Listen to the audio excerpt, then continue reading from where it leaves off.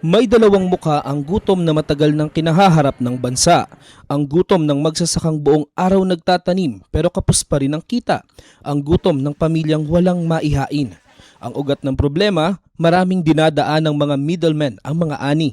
Nagmamahal ang pagkain pero lumiliit ang kita ng mga magsasaka habang nahihirapang makabili ang mga pamilya. Ito ang binago ni Pangulong Ferdinand Marcos Jr.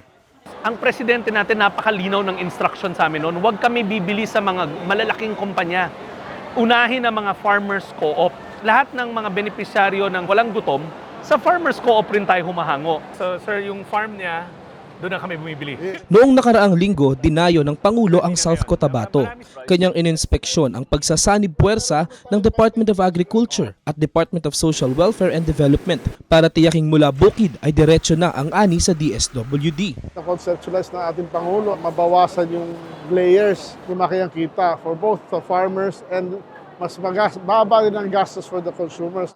Pinakinggan din ng Pangulo ang mga pamilya.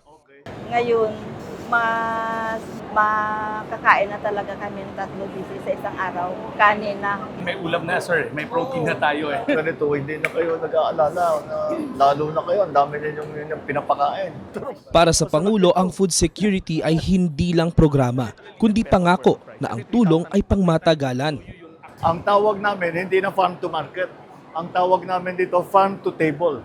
Dahil tuloy-tuloy mula sa mga farmer, dire-diretso na sa kanilang hapagkainan.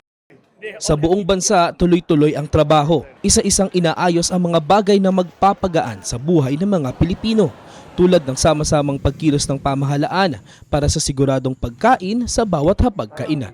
Mabigat ng